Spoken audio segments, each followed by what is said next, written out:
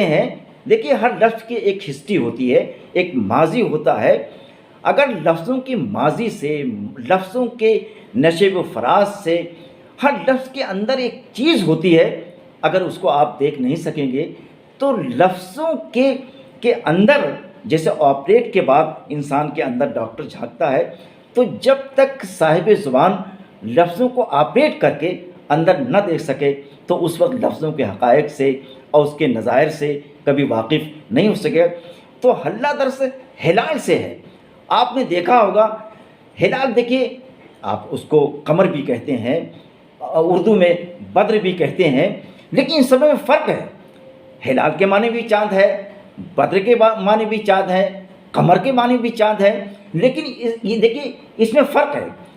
بدر تو ظاہر ہے 14ویں رات کو آپ کہتے ہیں، جس کو ابن انشا نے اپنی شاعری میں کہا ہے، کل 14ویں کا چاند تھا، شب بر رہا چرچا تیرا، تو اسی کو بدر کہتے ہیں۔ اور ہلال پہلی جو ہوتی ہے، پہلا تاریخ، اسی کو ہلال کہتے ہیں جو نکلتا ہے۔ تو جب ہلال عید منظر عام پہ آتا ہے تو بچے شور کرتے ہیں، اچھلتے ہیں، وہی حلہ ہلال ہے، وہی حلہ ہلال ہے۔ تو اس طریقے سے جب زبان کو آپ پڑھیں گے، اس طریقے سے جب زبان کو آپ لفظوں کو آپریٹ کریں گے تو ایک نئی چیز آئے گی، اور ایک نئی چیز سے قارئین کو آپ واقف کر سکیں گے۔ تو ایک لفظ تو میں نے آپ کے سامنے یہ رکھا، اور اسی طریقے سے ایک لفظ اور کہنا چاہتا ہوں، اردو میں اس کا بہت استعمال ہے۔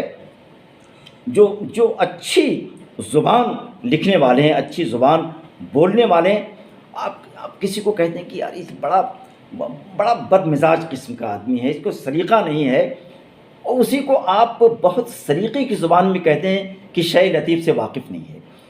لیکن جناب جو لطیف کا لفظ ہے، اگر لطیف سے آپ واقف نہیں ہیں تو شے لطیف کا پورا جو مفہوم ہے، اس کا جو پورا سیناریو ہے، اس سے آپ پوری طریقے سے واقف نہیں ہو سکیں گے۔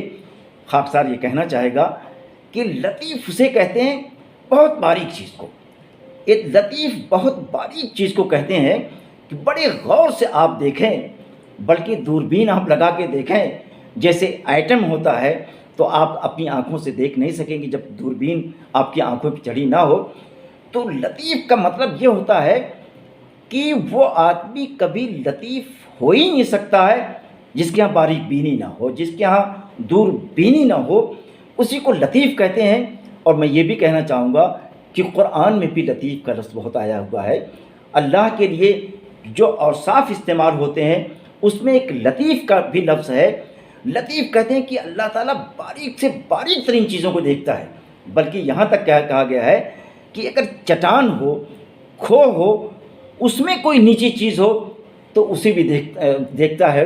تو کہتے ہیں کہ جو رشید احمد صدیقی کی زبان، مختار مسعود کی جو زبان ہے، یا رشید حسن خان کی جو زبان ہے، یا ہمارے ابوالکلام قاسمی کی جو زبان ہے، وہ اس میں شے لطیف پائی جاتی ہے، پوری طریقے سے واقف تھے۔ مطلب ہے کہ اگر کبھی ایسا ہو ہی نہیں سکتا ہے کہ ان کی زبان سے کوئی ایسا لفظ نکل جائے کہ جو لوگوں کو گراں گزرے۔ تو جو جیسے جگن ناتھ آزاد نے کہا ہے کہ اردو زبان نہیں ہے، بلکہ انہوں نے یہ کہا ہے کہ اردو زبان ایک تہذیب کا نام ہے، ایک شائستگی کا نام ہے، ایک ثقافت کا نام ہے۔ تو اگر کوئی اردو داں سلیقے سے بولتا نہ ہو، اگر کوئی اردو داں شے لطیف سے واقف نہ ہو، اس کو وہ مؤدب نہ ہو، وہ مہذب زبان میں گفتگو نہ کرتا ہو، تو یوں سمجھیے کہ وہ صاحب زبان نہیں ہے، صاحب اردو نہیں ہے۔ تو اسی کو شے لطیف کہتے ہیں۔ بس 10-5 لفظ آپ سے گفتگو کروں، پھر باتیں بہت آپ سے کہنی کی ہیں، اور انشاءاللہ آپ کو میں بدحض نہیں ہونے دوں گا اور آپ بور نہیں ہوں گے، انشاءاللہ میں یہ کہنا چاہتا ہوں۔ اسی طریقے سے اردو میں ایک لفظ استعمال ہوتا ہے، بلکہ اس کے استعمال ہونے سے پہلے میں نے طبیہ کالج کے لوگوں سے کہا، ڈاکٹر سے میں نے کہا کہ میرا ایک لیکچر رکھا جائے جو آپ کی دواؤں کے نام سارے ہیں اس پر میں گفتگو کرنا چاہتا ہوں۔ تو میں نے وہاں پر، چونکہ طب یونانی میں آب زلال کا لفظ استعمال کیا جاتا ہے بہت زیادہ، اور اسی طریقے سے اردو میں آب زلال کا لفظ استعمال کیا جاتا ہے۔ لیکن اگر کسی طالب علم سے پوچھیے اسکول میں جائیے تو آب زلال کا پوچھ بیٹے آب زلال کے معنی بتاؤ، تو فوراً وہ کہے گا شیریں پانی۔ بالکل شیریں پانی ہے، صحیح ہے، لیکن شیریں پانی اس کو کہتے کیوں ہیں؟ زلال کا مفہوم کیا ہے؟ دیکھیے زلال کہتے ہیں عربک میں سلپ کرنے کو کہتے ہیں۔ تو جو پانی اچھا ہوتا ہے، جو پانی میٹھا ہوتا ہے، جو بلکہ ایک ڈسٹلڈ واٹر ہوتا ہے، تو دیکھیے بعض پانی آپ پیتے ہیں کہتے ہیں یہ بڑا موٹا پانی ہے یار، یہ بڑا بدہض اس سے طبیعت ہوگی، لیکن جو اچھا پانی ہوتا ہے جس کو آپ گھٹا گھٹ کہتے ہیں اتارتے رہتے ہیں، وہی آب زلال ہے۔ تو اگر زلال کا یہ مفہوم آپ نے منہ میں پانی ڈالا نہیں کہ جیسے انسان تو خود سے نہیں پھسلتا نا، وہ تو خود پھسل جاتا ہے، تو پانی خود اتر جاتا ہے، اس کو کبھی اتارنے کی ضرورت نہیں ہے۔ تو زلال کا اگر یہ مفہوم ہوگا تو جو آپ آب شیریں کہتے ہیں وہ کہنے میں بڑا آپ کو لطف آئے گا، بڑا مزہ آئے گا۔ لیکن جب تک زلال سے واقف نہیں ہوں گے کہ زلال کی لفظی میننگ کیا ہے، لغوی میننگ کیا ہے، اہل زبان اس کو کہ ہاں ادائیگی اس کی کس طریقے سے ہوتی ہے، تو کبھی اگر یہ مفہوم آپ کو ہو جائے کہ پانی آپ نے ڈالا نہیں کہ خود اتر گیا، کبھی جیسے آپ کہتے ہیں بڑی مشکل سے لقمہ اتارتا ہوں تو بڑی مشکل سے گھونٹ اندر لے جاتا ہوں، تو آب زلال میں گھونٹ لے جانے کے خود بخود وہ پانی اتر جائے گا، اندر چلا جائے گا۔ تو زلال کا یہ مفہوم ہے۔ اگر یہ مفہوم ہو تو آب زلال کے بتانے میں، اس کی تشریح کرنے میں، اس کی توضیح کرنے میں کتنا آپ کو مزہ آئے گا، مجھے تو مزہ آ ہی رہا ہے۔ اور ایک بات اور کہنا چاہوں گا کہ عربک میں اردو میں ایک لفظ آپ استعمال کرتے ہیں کہ کیا سبب ہے، وجہ کیا ہے۔ سبب آپ کسی بچے سے پوچھئے کہ سبب کا مفہوم کیا ہے، چونکہ انگریزی کا زمانہ ہے تو فوراً وہ کہے گا ریزن کے معنی میں ہے، لیکن جناب عالی ریزن کے معنی میں تو ہے، وجہ کے معنی میں تو ہے، لیکن سبب بیسیکلی کہتے ہیں سامان کو کہتے ہیں، سامان کو کہتے ہیں۔ بلکہ اردو میں استعمال بھی ہوتا ہے کہ مال و اسباب استعمال ہوتا ہے مترادف کے معنی میں۔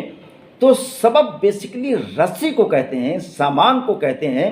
جب آپ کوئی بات کہتے ہیں تو کہتے ہیں کہ اس کا ریزن کیا ہے، اس کا سبب کیا ہے، یعنی گویا جس طریقے سے رسی آپ کو سپورٹ دیتی ہے اسی طریقے سے دلیل سبب بن جاتی ہے، سپورٹ بن جاتی ہے، آپ کی گفتگو مدلل ہو جاتی ہے۔ تو جب تک رسی کا مفہوم نہ ہو کہ جیسے انسان رسی لٹکاتا ہے، کنویں سے کسی کو نکالتا ہے، کھو سے کسی کو نکالتا ہے، تو رسی ایک وجہ بن جاتی ہے، بنیادی سبب بن جاتی ہے۔ تو چونکہ رسی کے مفہوم میں ہے، لیکن چونکہ الفاظ سفر کرتے ہیں اور سفر کرتے کرتے کبھی معنی اپنا چینج کر دیتے ہیں۔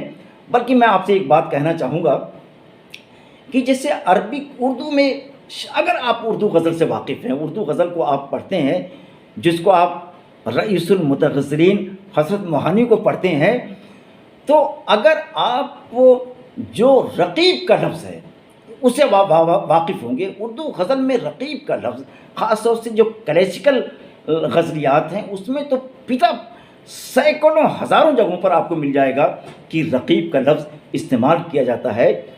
لیکن جناب عالی رقیب کا ابتدائی مفہوم کیا ہے؟ دیکھیے رقیب تو مانیٹر کو بھی کہتے ہیں، آپ اردو میں کہتے ہیں ایسی مانیٹر کو، تب آج بھی رقیب کہتے ہیں۔ تو رقیب کا جو کام ہوتا ہے وہ بڑی غور سے دیکھتا ہے، اور رقیب اللہ کی بھی صفت ہے، قرآن میں آیا ہوا ہے۔ لیکن یہ رقیب دشمن کے معنی میں کیسے آیا؟ ارے بھائی، جو دشمن ہوتا ہے تو بڑی تدبیریں کرتا ہے، بڑی تجویزیں کرتا ہے کہ آپ کی ٹانگ کیسے کھینچی جائے، آپ کو گرایا کیسے جائے، آپ کو شکست کیسے دیا جائے۔ تو رقیب اللہ کے معنی میں ہے بیسیکلی، لیکن چلتے چلتے اردو شاعری میں رقیب عاشق کا اپوزٹ استعمال ہونے لگا۔ تو اگر رقیب کا یہ مفہوم نہ ہو، رقیب کے لفظ کا یہ سفر آپ کے پیش نظر نہ ہو، تو رقیب کو پوری طریقے سے اسی سے رقابت آپ کہتے ہیں۔ رقابت عداوت کے معنی میں آتا ہے، لیکن عداوت الگ ایک چیز ہے، رقابت ایک الگ چیز ہے۔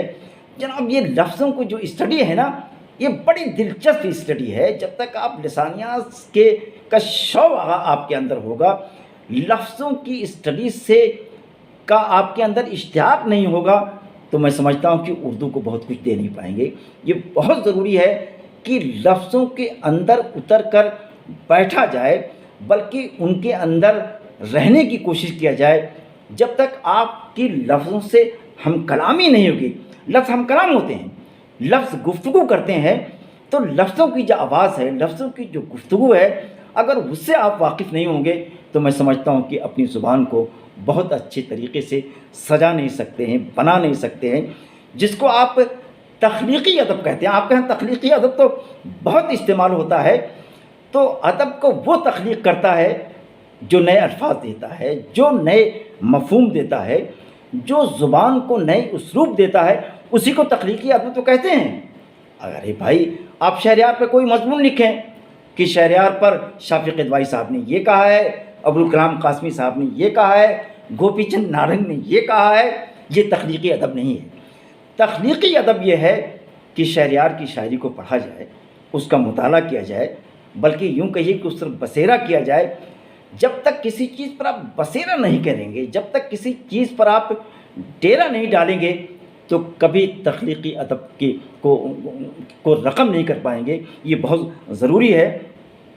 تو جناب، اسی طریقے سے آپ ایک لفظ اور استعمال کرنا چاہتا ہوں، جیسے جنون کا لفظ ہے۔ آپ جنون کے معنی ابھی کسی سے پوچھئے کہ جنون کا کیا مفہوم، تو فوراً وہ بچہ کہہ دے گا کہ جنون کے معنی پاگل ہے۔ لیکن اس بچے سے اگر آپ یہ پوچھ دیں، بلکہ آپ ابو سفیان اصلاحی سے یہ سوال کر دیں کہ جنون کو جنون کہتے کیوں کہتے ہیں، تو ابو سفیان اصلاحی کو بھی دقت پیش آئے گی۔ لیکن جب تک جنون کی لفظ کی اسٹڈی نہ کی جائے، دیکھیے بیسیکلی یہ ہوتا ہے، جنون کہتے ہیں جسے جن ہے، جن کا لفظ اسی جنون سے جن ہے۔ جن چونکہ نظر آتا نہیں ہے، آپ اسے آنکھ سے دیکھ نہیں سکتے ہیں، تو جب کسی شخص کے سامنے اندھیرا چھا جائے تو وہ مجنون بن جاتا ہے، وہ پاگل بن جاتا ہے۔ تو کہتے ہیں کہ جنون کہتے ہیں کہ عقل پہ اندھیرا کو چھا جانا، آنکھوں پر پٹی کا لگ جانا۔ اسی لیے جب انسان پر جنون طاری ہوتا ہے تو وہ مجنون ہوتا ہے، چونکہ اس کو کچھ نظر نہیں آتا ہے، اسی جنون سے جن ہے۔ بلکہ میں آپ سے تو یہ بھی کہنا چاہوں گا کہ جیسے جنت کا لفظ اسی جنون سے ہے، جنت کو جنت کیوں کہتے ہیں؟ آپ کسی سے پوچھئے تو فوراً وہ پیراڈائز کا لفظ استعمال کرے گا، یہ کرے گا، وہ کرے گا۔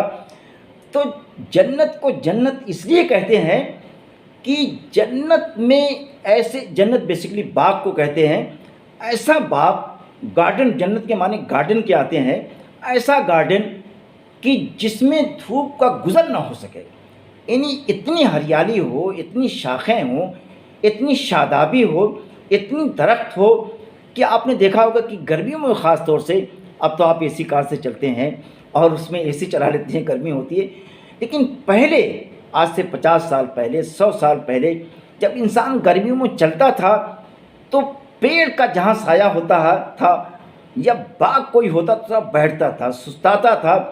تو جنت اسے کہتے ہیں، ایسا باغ جہاں ہلکا سا اندھیرا ہو۔ آپ کبھی کبھی دیکھتے ہیں کہ اجالے میں آپ بیٹھنا نہیں چاہتے ہیں۔ اب جیسے غزل ہے تو شام غزل تو کہہ سکتے ہیں، لیکن دوپہر غزل تو نہیں کہہ سکتے آپ اٹھا کر کبھی۔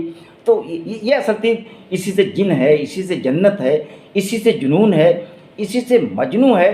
بیسیکلی اس کا معنی ہے اندھیرے کے چھا جانا، اور جب اندھیرا چھا جاتا ہے تو انسان کو کچھ نظر نہیں آتا۔ جب انسان کی عقل پر اندھیرا چھا جاتا ہے تو وہ ایک طریقے سے پاگل ہو جاتا ہے، اس لیے آپ مجنون کہتے ہیں۔ تو یہ ساری کی ساری چیزیں جب تک آپ لفظوں کی اسٹڈی نہیں کریں گے، اس کی گہرائی میں جائیں گے نہیں، بلکہ ایک لفظ استعمال ہوتا ہے، اردو میں بھی استعمال ہوتا ہے، کہ جو مکنونات الفاظ ہیں، یعنی جو اس کی ڈیپتھ ہے، ڈیپتھ میں جب تک آپ اتریں گے نہیں تو لفظوں کا جو شجرہ نسب، ہر لفظ کا شجرہ نسب ہوتا ہے، ہر لفظ کا شجرہ نسب ہوتا ہے۔ تو جب تک لفظوں کے شجر نسب سے آپ واقف نہ ہوں، اس کی ٹہنیوں سے، اس کی شاخوں سے آپ سب کو دیکھتے نہ ہوں، تو کسی لفظ کے بارے میں آپ پوری طریقے سے اس کی توضیح نہیں کر پائیں گے۔ میں یہاں ایک دوسرے لفظ کے بارے میں آپ سے کہنا چاہوں گا، اب اردو میں بہت استعمال ہوتا ہے، کتاب کو معنعن کرنا. آپ دیکھیے میری بات بہت غور سے سنیے. میں شاید یہ افتخار اور اظہار تو نہیں ہے، لیکن اس لیکچر میں آپ کو کچھ نہ کچھ میں انشاءاللہ دے کر جاؤں گا. آپ کہتے ہیں معنعن کرنا، آپ اردو میں بہت استعمال کرتے ہیں کہ یہ کتاب میں نے فلاں رائٹر کے نام، فلاں ادیب کے نام، فلاں شاعر کے نام میں نے معنعن کیا ہے. اب معنعن کیا چیز ہے؟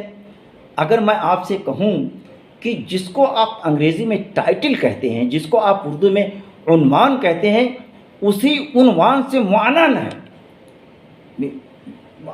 انوار صاحب خاص طور سے آپ سے کہنا چاہوں گا کہ معنعن کا لفظ جو ہے، عنوان اور معنعن دونوں ایک ہی لفظ ہے، الگ الگ نہیں ہیں. اب دونوں کے معنی الگ ہے لیکن روح ایک ہے، اس کا چشمہ ایک ہے. اسی طریقے سے اردو میں آپ استعمال کرتے ہیں من و عن. یہ عن کیا چیز ہے؟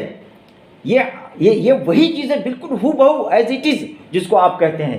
تو یہ جب تک آپ عنوان سے واقف نہ ہوں، جب تک معنعن سے واپس نہ ہوں، جسے معنون کرنا اردو میں آپ استعمال کرتے ہیں، یہ سارے کے سارے الفاظ عنوان سے ہیں.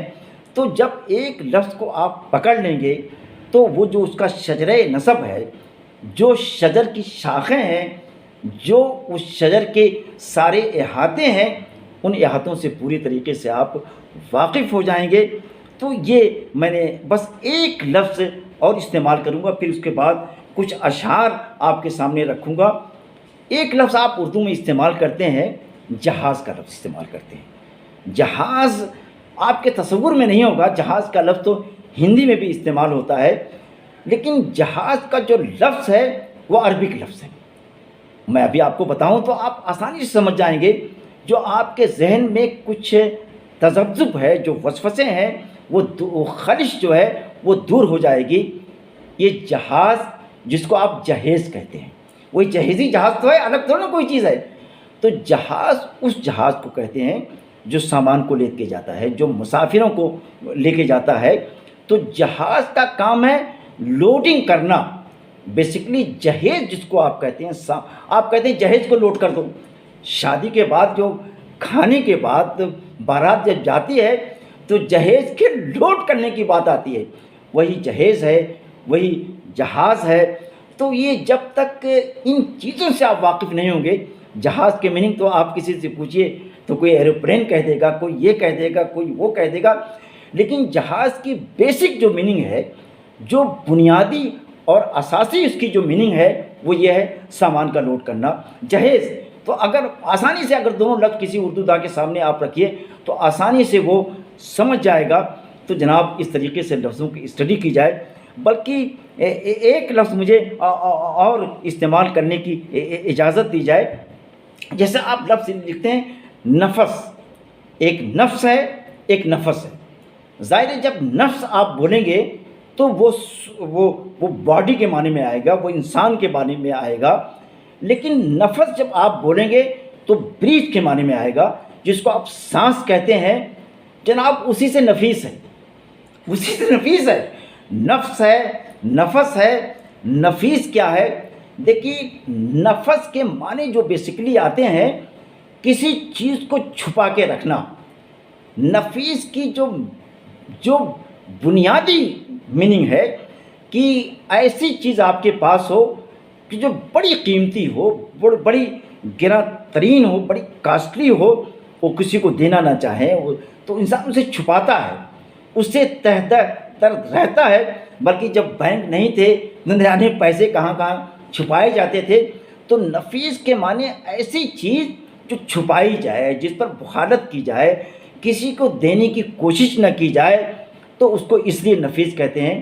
تو اب نفیس کے معنی تو بالکل اپوزٹ ہو گئے ایک طریقے سے. لیکن جب آپ لفظ چلتا ہے، کبھی چلتے چلتے اتنے رنگ بدلتا ہے. آپ دیکھیے انسان چلتا ہے، جب اگر آپ کشمیر میں ہوں گے تو اس سے زیادہ نہ جانے کیا کیا چیزیں آپ پہنے ہوئے ہوں گے، بلکہ آپ آگ کی ایک وہ بھی آپ کے سامنے ہوگی. تو اسی جیسے انسان خطوں کے لحاظ سے اپنے لباس بدلتا ہے، اپنے رنگ بدلتا ہے، تو اسی طریقے سے لفظ بھی چلتے چلتے، جب نفیس کا لفظ عرب میں تھا تو اس کے معنی ایسی چیز جس سے بخالت کی جائے، لیکن چلتے چلتے لفظ جب ہندوستان میں آیا تو نفیس اچھے کے معنی میں، نفاست کے معنی میں استعمال ہونے لگا۔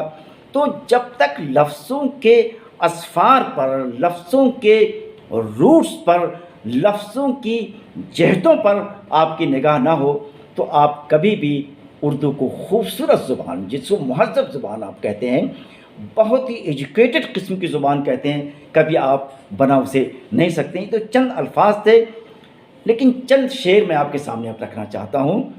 ظاہر ہے کہ شاعری کے بارے میں بڑی بحث ہوتی ہے کہ اقبال بڑے شاعر ہیں، کہ غالب بڑے شاعر ہیں، لیکن چونکہ سر سید نے غالب کو بڑا شاعر کہا ہے تو اقبال تو بہت بات کی چیز ہے۔ اقبال تو ظاہر ہے کہ علی گڑھ بھی آتے تھے، علی گڑھ سے استفادہ بھی کرتے تھے، سر سید سے استفادہ کرتے تھے۔ اقبال نے تو یہ تک کہا ہے کہ میں جو کچھ ہوں علی گڑھ مسلم یونیورسٹی کی وجہ سے ہوں، جو کچھ ہوں میں سر سید مطالعے سر سید کی وجہ سے ہوں۔ تو غالب کو سر سید نے بڑا ویٹیج دیا ہے، اور اپنی کتاب بھی انہوں نے کہا تھا غالب سے کہ اس کا پیش لفظ آپ لکھیں، لیکن غالب نے سر سید کے مفہوم کو سمجھا نہیں، کچھ مقدمہ اچھا لکھا نہیں، تو سر سید نے اپنی کتاب میں اس غالب کے مقدمے کو شامل نہیں کیا۔ بہرکیف میں اتنی سی بات کہنا چاہتا ہوں کہ اس علی گڑھ مسلم یونیورسٹی میں غالب پر اسلو محمد انصاری صاحب نے بہت لکھا ہے، ان کی تو پوری کتاب ہی آپ پڑھیے۔ بہرحال یہ تو ایک الگ سے رشید احمد صدیقی نے لکھا ہے، لیکن اسے چھوڑیے آپ۔ میں غالب کا ایک شعر پڑھنا چاہتا ہوں۔ آئے ہے بے کسی عشق پہ رونا غالب، کس کے گھر جائے گا سیلاب بلا میرے بعد۔ اب دیکھیے عشق کا لفظ تو ظاہر آپ جانتے ہی ہیں، لیکن تھوڑی سی وضاحت کرنا چاہوں گا کہ اردو میں عشق کا لفظ استعمال ہوتا ہے اور حب کا لفظ استعمال ہوتا ہے، لیکن دونوں میں فرق کیا ہے؟ دونوں میں فرق کیا ہے؟ جب آپ بلکہ میں آپ سے یہ کہنا چاہوں گا کہ عشق بھی عربک کا ورڈ ہے اور حب اور محبت بھی عربک کا ورڈ ہے، لیکن عشق کا لفظ قرآن میں نہیں آیا ہوا ہے، حب کا لفظ قرآن میں آیا ہوا ہے۔ تو عشق اسے کہتے ہیں، عاشق اسے کہتے ہیں کہ جب وہ کسی سے عشق کرتا ہے، کسی سے محبت کرتا ہے تو وہ عقل کی نہیں سنتا ہے، دل کی سنتا ہے۔ یوں کہیے کہ عاشق کبھی غور نہیں کرتا ہے، کبھی عقل سے رہنمائی نہیں لیتا ہے، لیکن جو محب ہوتا ہے، جو محبت کرنے والا ہوتا ہے، وہ عقل سے کام لیتا ہے۔ یعنی عاشق تو بے خطر کود پڑا آتش نمرود میں عشق۔ آپ نے دیکھا ہوگا کہ وہاں عشق کی بات تھی تو اس نے یہ نہیں سمجھا کہ آگ میں کودنے سے کیا ہوگا، وہ کود پڑے، اسی کو عاشق کہتے ہیں۔ لیکن اس کا جو اپوزٹ ہے وہ محبت کا لفظ ہے، لیکن آپ اردو میں عشق محبت کا لفظ مترادف استعمال کرتے ہیں، لیکن مانوی اعتبار سے، لسانی اعتبار سے، لغوی اعتبار سے عشق اور حب میں ایک ڈیمارکیشن ہے، دونوں ایک دوسرے کے ضد ہیں۔ تو اس پر توجہ دینے کی ضرورت ہے، اس طریقے سے لفظوں کی اسٹڈی کرنے کی ضرورت ہے، اس طریقے سے لفظوں کو آپریٹ کرنے کی ضرورت ہے۔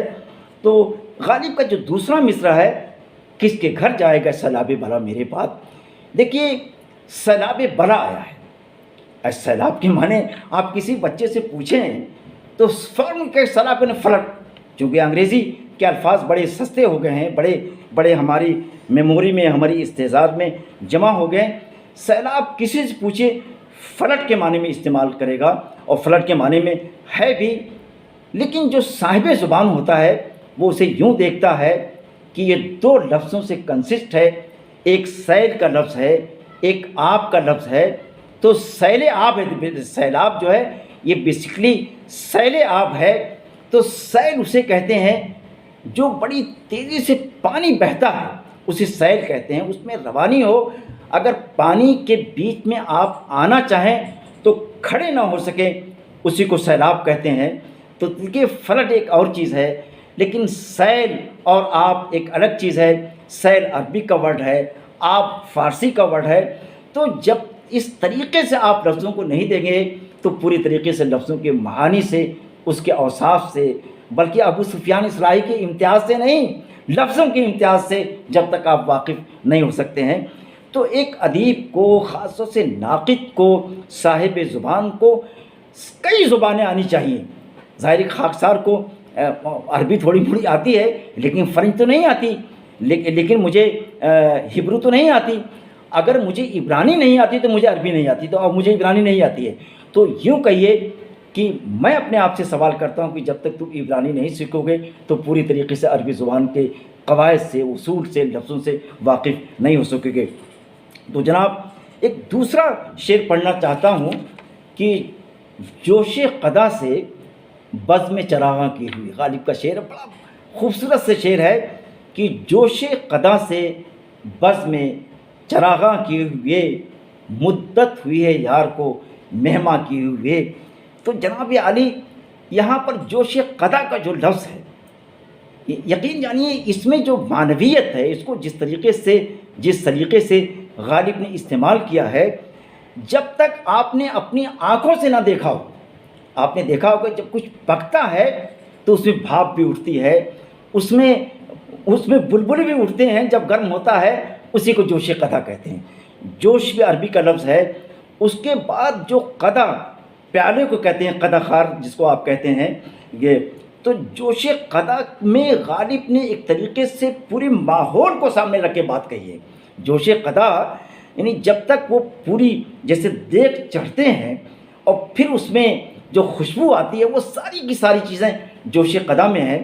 تو جب یہ دونوں لفظ جو توصیف کے ہیں، اگر اس سے آپ واقف نہ ہو اور قدا سے آپ واقف نہ ہو تو بزم چراغاں کی کیا چیز ہے اس کے کبھی تصویر کشی نہیں کر سکتے. بزم چراغاں پر کبھی قصیدے نہیں لکھ سکتے. بزم چراغاں پہ کبھی شعر نہیں کہہ سکتے جب تک کہ غالب کا یہ انداز نہ ہو، جب تک کہ آپ نے خود اپنی آنکھوں سے جوش قدا کو دیکھا نہ ہو.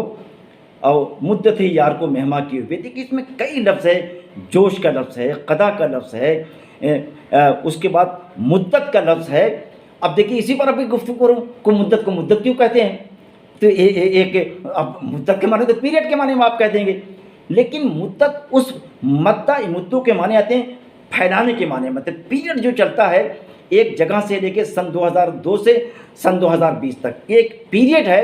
تو یہاں سے وہاں تک پھیلا ہوا ہے، جس کو آپ اردو میں کہتے ہیں امتداد زمانہ. اردو میں بہت استعمال ہے امتداد زمانہ. امتداد کہتے ہیں کہ لانگ جو ہوتا پیریڈ ہوتا ہے، اسی لانگسٹ پیریڈ کو امتداد کہتے ہیں، مدت کہتے ہیں، پیریڈ کہتے ہیں. لیکن یہ سب جناب عالی جب تک آپ مستقل پڑھیں گے نہیں، جب تک مستقل کتابوں کی اوراق گردانی نہیں کریں گے.